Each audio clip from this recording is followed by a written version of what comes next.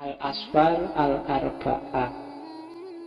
Untuk kita bisa tepat melakukan harokah jauhariyah sampai menuju kesempurnaan, kita harus melakukan 4 perjalanan, 4 sair.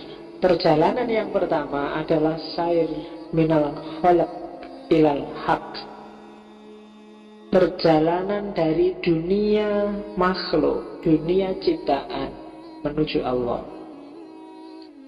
Meninggalkan realitas, menembus teori pembatas, menuju yang tak terbatas. Kita gunakan dunia makhluk sebagai kendaraan untuk menuju yang hak. Di perjalanan pertama, kita masih ada di dunia nyata, tapi kita bergerak mendekati Allah. Di perjalanan pertama, kita ketemu syariat, kita ketemu sholat, ketemu zakat, ketemu puasa. Ini adalah upaya-upaya untuk mengatasi realitas. Jangan terjebak di dunia ini, jangan terjebak di dunia makhluk. Kita harus berjalan menuju Allah. Jadikan sholat, jadikan puasa, jadikan haji, jadikan realitas sekelilingmu sebagai pijakan untuk menuju Allah. Itu perjalanan pertama. Harus dilewati, tidak bisa diloncati. Kenapa? Karena kita manusia, kita makhluk. Kalau perjalanan pertama sukses, kita akan ketemu dengan perjalanan kedua. Sair bil haqqi fil haqqi. Ketika perjalanan pertama sukses, kan kita ketemu Allah sudah, karena tadi menuju al-haq. Begitu kita ketemu Allah, mari kita nikmati perjalanan dengan Allah di dalam Allah. Biasanya ini yang dilakukan oleh para sufi. Uzlah, riyadhah, suluk, kasyaf, makrifat, ittihad, hulul, dan lain sebagainya lah, konsep-konsep sama. Itu kan perjalanan bil haq fil haq. Perjalanan di dunia lahud, perjalanan di dalam Allah. Perjalanan kedua, setelah tadi kita nyampe di Allah lewat kendaraan pertama. Kalau kita sukses mengembarai dunia ketuhanan, saatnya kita kembali. Jangan berhenti di sana, karena umat, masyarakat juga butuh pencerahan seperti kita. Perjalanan yang ketiga adalah sair minal haq ilal khalaq. Dari Allah menuju makhluk. Jadi kembali ke tengah semesta, namun batinnya sudah terikat oleh Allah. Melihat segala sesuatu sekarang sudah nggak tertarik lagi, karena yang ada di matanya hanya Allah. Jadi kalau sudah nyampe dunia Allah itu, dunia sudah nggak penting dan tidak menarik lagi. Begitu dia kembali ke makhluk, ya melihat segalanya adalah manifestasi dari adanya Allah. Sair minal haq ilal khalaq.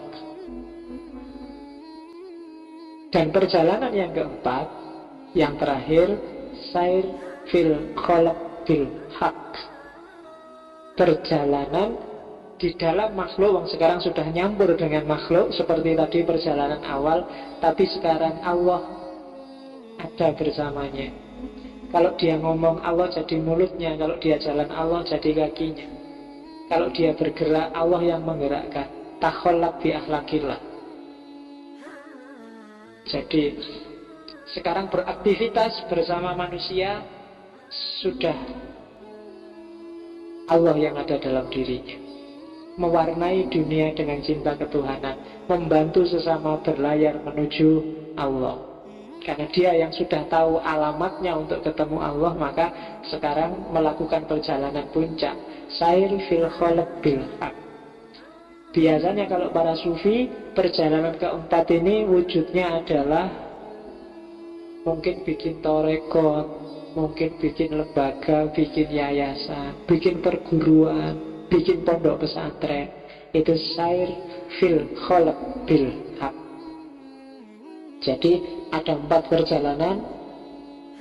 Yang pertama perjalanan menuju Allah, yang kedua perjalanan di dalam Allah, yang ketiga perjalanan dari Allah, dan yang keempat perjalanan dengan Allah. Itu al-asfar al-arba'ah. Nggak usah tanya saya ada di mana, kita baru ancang-ancang mau masuk ke yang pertama. Nggak usah, saya ada di mana ya Pak? Alah, paling yang pertama aja belum kamu. Baru belajar untuk melakukan perjalanan pertama. Ya semoga kita ngalami perjalanan kedua. Syukur-syukur bisa ketiga. Dan alhamdulillah kalau sudah nyampe keempat. Harus diusahakan untuk menuju tadi. Caranya ya al-harokah al-jauhariyah, gerakan yang substantif. Itu al-asfar al-arba'ah, 4 perjalanan. Dan Mula Sadra sendiri menjalankan 4 ini. Diawali ketika dia ahli semua ilmu-ilmu keislaman, ahli teologi, ahli fikih, ahli Quran, ahli hadis, dan melakukan sair yang pertama. Sampai puncaknya kemudian dia melakukan uzlah, tak bilang tadi. Melakukan uzlah 7 atau 11 tahun. Itu perjalanan di dalam Allah.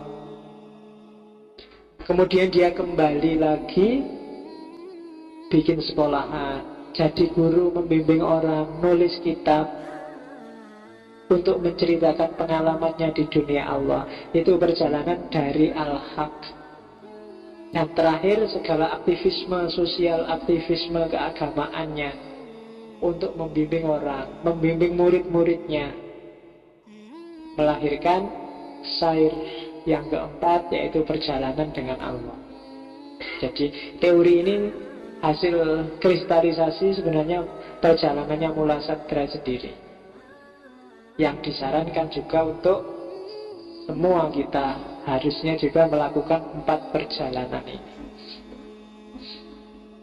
Wahyu, iya, kalau menurut Mula Sadra, seorang nabi itu memiliki kecerdasan puncak dan imajinasi puncak. Caranya melalui kuwatun nafas min juz'iha al-amali, untuk bisa mengaktualkan potensi kecerdasan puncak dan imajinasi puncak itu ya harus melakukan olah kejiwaan. Itu yang dilakukan oleh Nabi Muhammad di Gua Hira. Itu yang dilakukan oleh Ibrahim ketika mencari Tuhannya. Kuwatun nafas min juz'ihal amali. Terus sekarang kalau ada orang yang juga melakukan olah kejiwaan, apa bisa Pak jadi nabi? Tidak bisa. Kenabian sudah terputus. Cuma parsial profesi, bukan nabi loh ya, tanggung jawab kenabian itu tetap harus bersambung. Tanggung jawab menyebarkan ajaran, tanggung jawab mendakwahkan Islam, itu tetap harus ada tokohnya. Nabi sudah nggak ada, tapi penerusnya harus ada. Karena kalau enggak, agamanya akan mati. Ya kalau kita ya para ulama, karena Mula Sadra seorang Syiah, ya bagi dia penanggung jawab kenabian ya para imam. Kalau kita ya para ulama, para wali, itulah mereka yang penanggung jawab kenabian. Dan akan selalu ada, jangan khawatir. Di hadis sendiri kan juga ada yang bilang bahwa sekian ratus tahun pasti akan ada fuhulnya, pasti akan ada ahli yang muncul. Kenapa kayak gitu? Itu kalau dalam bahasanya Mula Sadra, karena Allah nggak akan tega membiarkan kita kebingungan. Karena Allah juga ingin cepet-cepet dia dikenali. Kayak di Ibnu Arabi kemarin loh. Fakholaktul khalqa fabi arufuni, kuciptakan makhluk biar kenal aku. Lagi makhluknya kok nggak karu-karuan terus, kapan kenal aku? Allah sudah nunggu-nunggu dengan kerinduan yang luar biasa, tapi kamunya leta-lete. Kayak bahasanya wong Jogja kan gitu, kamu leta-lete terus. Sudah ditunggu Allah itu loh, kamu kok lama banget sih? Nah, kadang-kadang terus Allah, ya sudah ada orang tertentu yang dikasih ilham untuk melanjutkan tanggung jawab kenabian. Itu wahyu dan kenabian. Oke, yang terakhir, ini ada satu puisi yang saya senangi dulu dari Mula Sadra. Agak bagus. Tuhan itu tak terbatas, tanpa ruang dan tanpa waktu. Namun Dia menjadi kecil sesuai dengan pemahamanmu. Namun Dia akan datang sebatas kebutuhanmu. Namun kekuasaannya sebatas harapanmu. Namun firman-Nya sebatas keimananmu. Mereka yang yatim, Dia menjadi ayahnya dan ibunya. Mereka yang butuh saudara, Dia akan menjadi saudaranya. Mereka yang putus harapan, Dia akan menjadi harapan. Mereka yang tersesat, dengannya akan menemukan jalan. Mereka yang berada dalam kegelapan akan mendapatkan cahayanya. Mereka yang sakit akan disembuhkannya.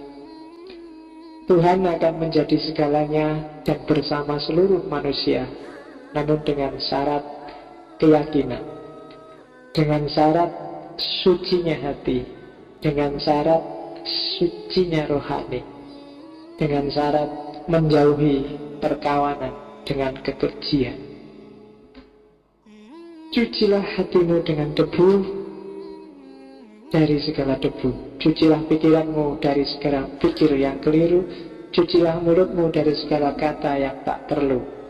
Karena Dia senantiasa menantimu, memanggilmu di setiap lorong hening malammu. Aslinya bahasa Arab, cuma tak coba-coba nerjemah karena zaman aku mahasiswa suka dengan kalimat ini, terus tak pakai.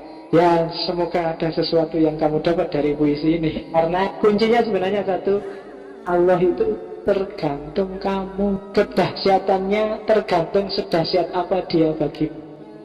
Kekuasaannya tergantung apa, sekuasa apa Dia bagimu. Maka tadi kuncinya sebenarnya kamu percaya apa enggak. Kalau kamu mintanya cuma, ya Allah 1 miliar aja deh, nggak banyak-banyak, ya kan sebesar itu, seandainya dikabulkan. Dianggapnya Allah nggak bisa kalau 2 miliar. Kayak kamu misalnya, kamu sedang mau ujian, di rumah bapakmu sakit, ya Allah saya nggak lulus ujian juga nggak apa-apa asal bapakku sembuh. Loh, emangnya Allah nggak bisa kamu lulus ujian dan bapakmu sembuh? Kok kamu negosiasi doanya kok nanggung gitu? Doa semuanya nggak apa-apa, karena kekuasaan kebesaran Allah sejauh kamu yakini sebesar apa kuasanya dan kebesarannya.